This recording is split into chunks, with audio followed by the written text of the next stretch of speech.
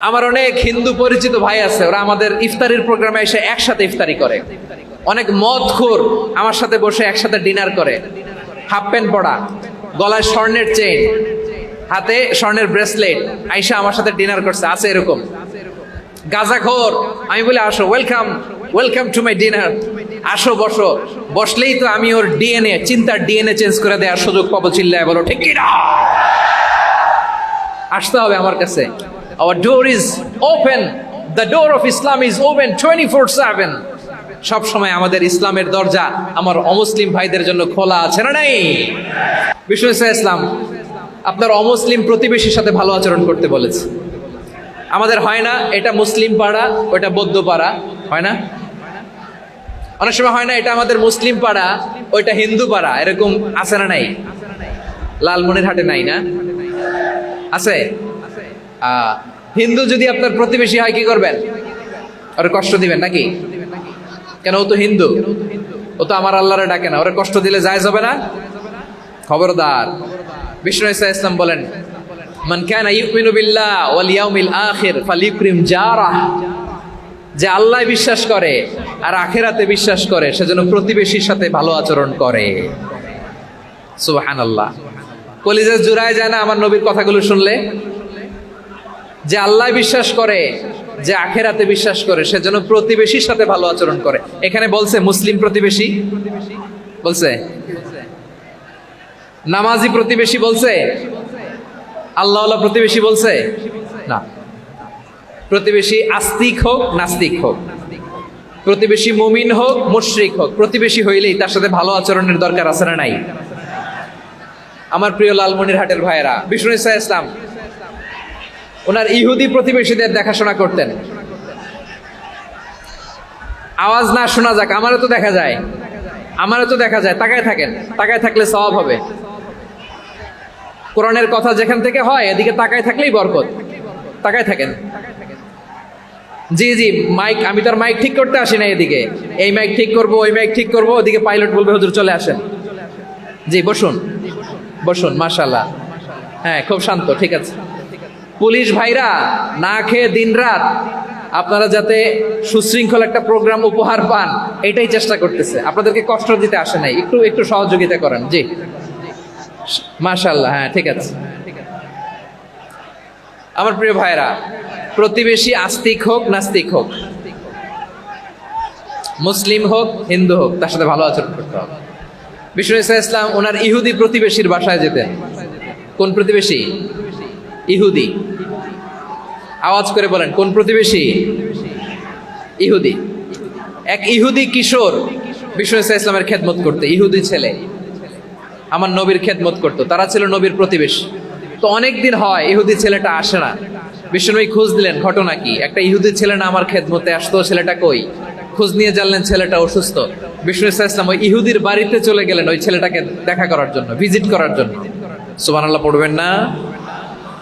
গেলেন, যে দেখে ইহুদি ছেলেটা মুমূর্ষ, জান জান যায় যায় ভাব, বিছানায় পড়ে আছে, তার বাবা দাঁড়ানো।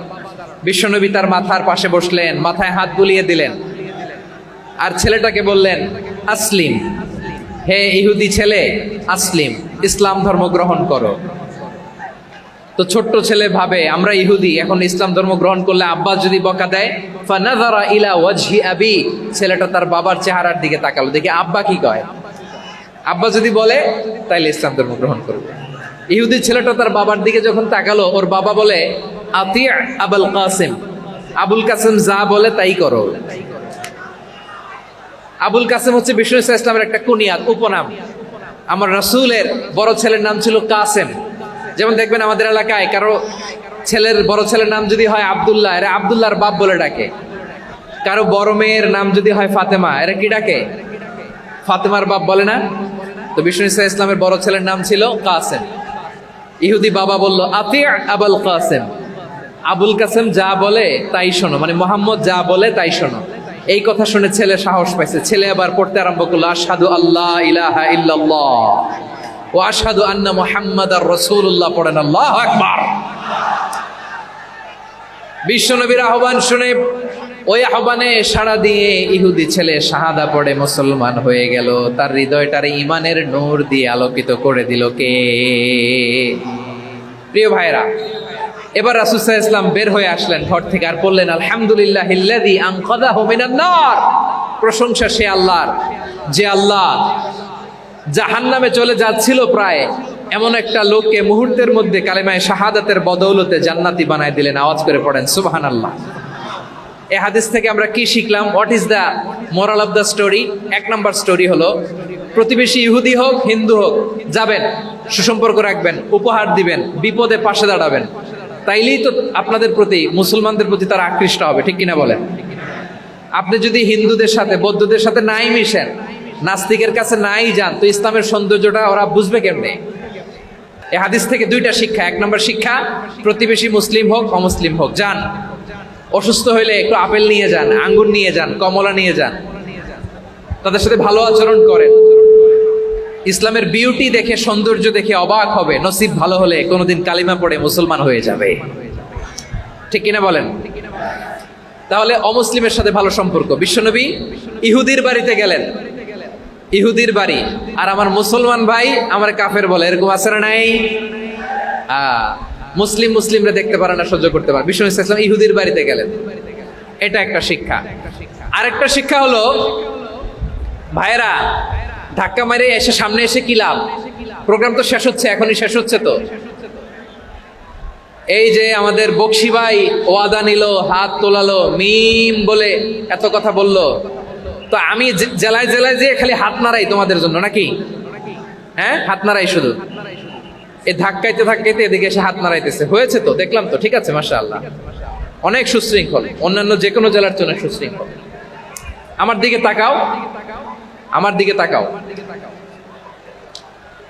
ঠিক আছে। এই যে দাঁড়িয়ে আছে, একটা ছেলে নড়ে না, দেখছেন? মাশাআল্লাহ মাশাআল্লাহ মাশাআল্লাহ। হ্যাঁ, এইভাবেই। আর কয়েকটা মজাদার কথা আছে, শোনো। এই হাদিস থেকে আমাদের শিক্ষা হলো, আমার প্রতিবেশী যেই ধর্মের হোক আমি সম্পর্ক রাখবো। অসুস্থ হলে যাব, কি বলেন ভাইরা? যাবেন না? যাবেন না আপনারা? আচ্ছা, 2 নম্বর শিক্ষা হলো, বিষ্ণু ইসলামের খাদেম ছিল ইহুদি, এতদিন খেদমত করলো, একদিনও বিশ্বনবী ওরা কালিমার দাওয়াত দেয় নাই। কারণ কি? বিশ্বনবী একটা ভালো সময়ের অপেক্ষা করতেছিলেন, প্রপার টাইমিং। দাঈর কাজ হচ্ছে দাঈ ইলাল্লাহ, সে হচ্ছে সুযোগ সন্ধানী। দাঈ সুযোগ খোঁজে, কখন দাওয়া দিলে ব্যাটে বলে হবে, ঝোপ বুঝে কোপ মারে, ঠিক কিনা বলেন? বিষ্ণু ইসলাম ভালো সময়ের অপেক্ষা করতেছিলেন, দেখি ভালো সময় আসুক আসুক আসুক আসুক। আস্তে আস্তে এমন সময় আসছে, ছেলে এবার মুমূর্ষ। অসুস্থ ব্যক্তির হৃদয় অত্যন্ত নরম থাকে। হসপিটালে যখন কেউ যায়, তার হৃদয়টা বড্ড নরম থাকে, মৃত্যুর ভয়ে তার অন্তরটা নরম থাকে, ঠিক কিনা বলেন?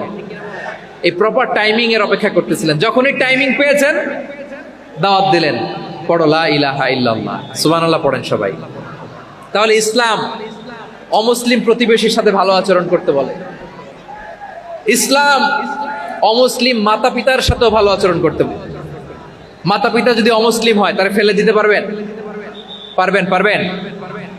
আমার লালমনিরহাটের ভাইরা, অনেক হিন্দু ছেলে আমাদের হাতে শাহাদা পড়ে মুসলিম হয়, কিন্তু ওর মা মুসলমান হয় নাই, বাবাও হয় নাই, এরকম আছে না নাই? তো ও হয়েছে মুসলিম, মা বাপ হিন্দু, এখন মা বাপ কি বাদ? হ্যাঁ, মা বাপ বাদ দেয়া যাবে?